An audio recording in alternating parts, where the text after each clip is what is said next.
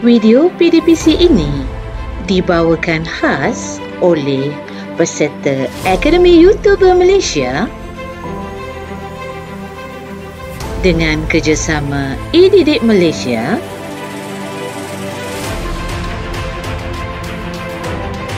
dan Kelab Guru Malaysia. Selamat menonton. Jangan lupa untuk subscribe channel ini. Terima kasih. Hai murid-murid.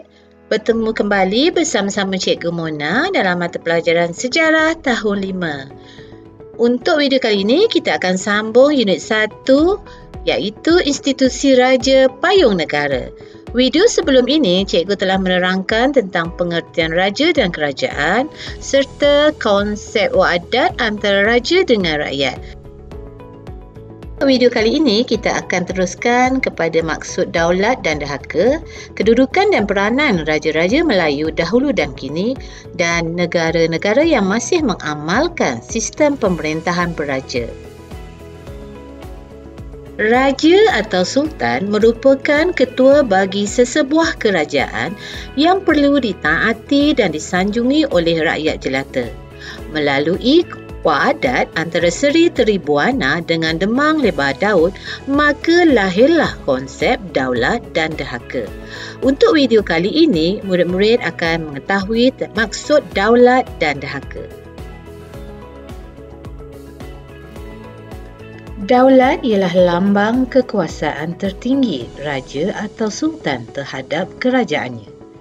Raja atau sultan yang berdaulat mempunyai kewibawaan, sifat peribadi yang unggul dan kebijaksanaan tinggi untuk memerintah kerajaan baginda.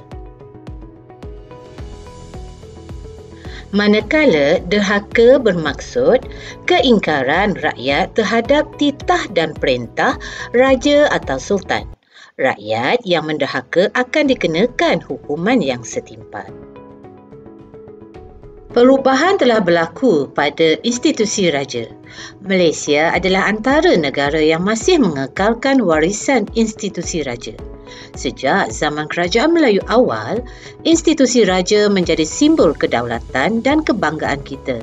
Institusi raja mengalami beberapa fasa perubahan dari semasa ke semasa. Pada zaman Kerajaan Melayu awal, raja atau sultan ialah ketua kerajaan negeri baginda. Raja atau sultan mempunyai kuasa mutlak dalam pemerintahan. Segala dasar berkaitan dengan pentadbiran, perundangan, kehakiman dan hubungan diplomatik ditentukan oleh raja atau sultan.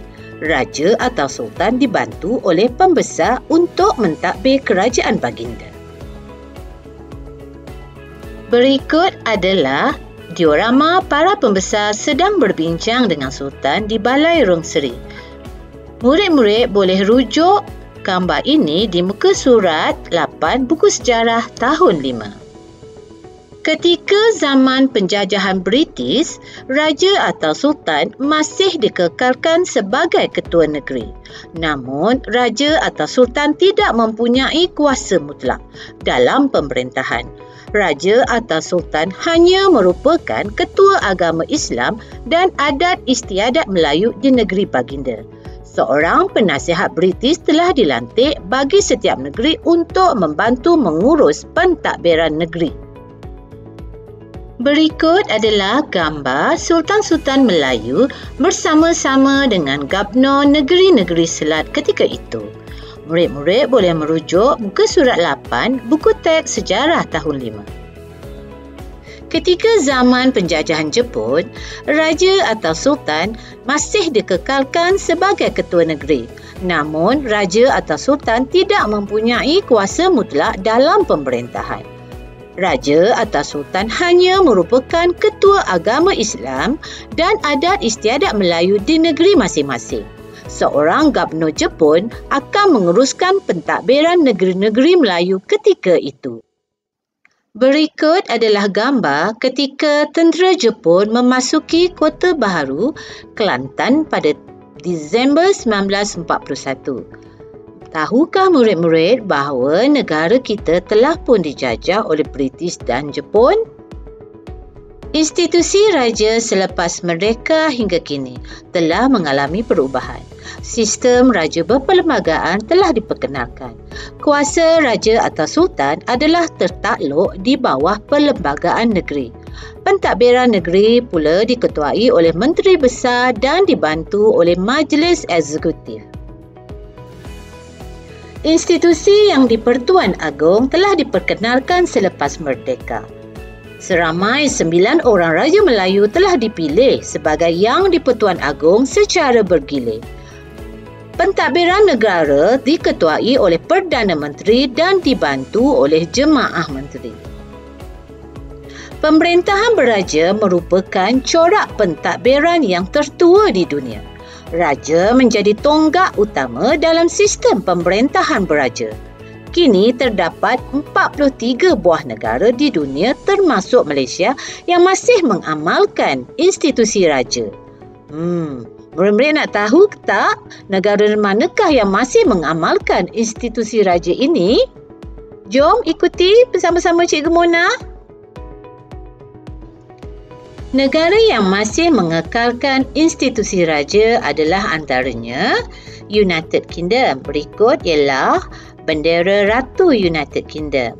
Seterusnya ialah bendera Ratu Negara Denmark. Boleh tahu tak negara mana lagi yang masih mengamalkan institusi raja? Jom ikuti seterusnya. Yang ini pula adalah bendera Raja Maghribi. Maksudnya ini negara Maghribi masih mengamalkan institusi raja. Seterusnya ialah negara Thailand. Ini ialah bendera Raja Thailand.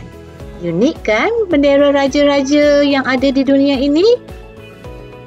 Tahukah murid-murid bahawa negara kita juga mempunyai bendera Yang di-Pertuan Agong?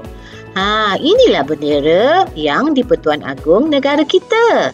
Nampak warnanya kuning melambangkan warna diraja. Di sini cikgu akan kongsikan sedikit maklumat tambahan tentang konsep raja berperlembagaan di Malaysia. Pemerintahan beraja merupakan salah satu ciri yang unik dan penting di Malaysia. Pemerintahan beraja merupakan salah satu daripada unsur-unsur tradisi dalam perlembagaan Malaysia. Walau bagaimanapun, semasa zaman penjajahan British, keadaan telah berubah kerana kuasa mutlak raja-raja telah mula hilang secara berangsur-angsur. Bermula daripada sistem residen yang menghendaki Raja-Raja Melayu menerima seorang penasihat British hinggalah kepada penubuhan Malayan Union pada tahun 1946. Dapat dilihat di sini bahawa British telah mengurangkan kuasa dan kedudukan Raja-Raja Melayu ketika itu. Setelah Malaysia mencapai kemerdekaan pada tahun 1957, sistem pemerintahan beraja telah diperkenalkan. Walau bagaimanapun, ia telah disesuaikan dengan konsep demokrasi berparlimen yang diamalkan di negara kita sekarang. Muncullah konsep raja berperlembagaan yang bermakna kuasa raja yang dibatasi oleh perlembagaan. Jelas ya di sini murid-murid? Berikut adalah gambar istiadat pertabalan Yang di-Pertuan Agong ke-16. Al-Sultan Abdullah Riayatuddin Al-Mustafa Billah Shah yang berlangsung di Istana Negara Kuala Lumpur. Berikut adalah maklumat tambahan tentang Yang di-Pertuan Agong di negara kita. Pemilihan Yang di-Pertuan Agong akan dijalankan oleh Majlis Raja-Raja dari kalangan 9 Raja-Raja Melayu mengikut peraturan-peraturan dan kaedah-kaedah yang telah ditetapkan dalam Perlembagaan Persekutuan. Yang di-Pertuan Agong hanya dipilih untuk menyandang jawatan ini bagi tempoh 5 tahun sahaja. Majlis Raja-Raja boleh bertindak mengikut budi bicara mereka dalam pemilihan Yang di-Pertuan Agong.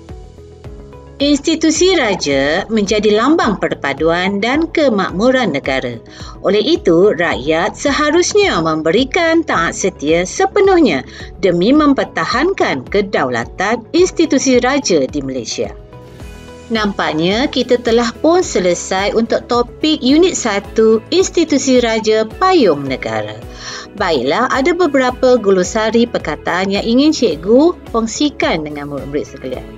Baik, antaranya ialah Majlis Eksekutif adalah organisasi yang menjalankan tugas pentadbiran. Manakala Jemaah Menteri pula adalah badan yang dianggotai oleh Perdana Menteri dan Menteri-Menteri Kabinet. Kuasa mutlak pula adalah membawa maksud kuasa penuh atau tidak terbatas. Baiklah murid-murid, kita telah pun selesai untuk Unit 1 Institusi Raja Payung Negara. Jangan lupa untuk terus ikuti video-video cikgu akan datang. Sampai jumpa lagi. Bye!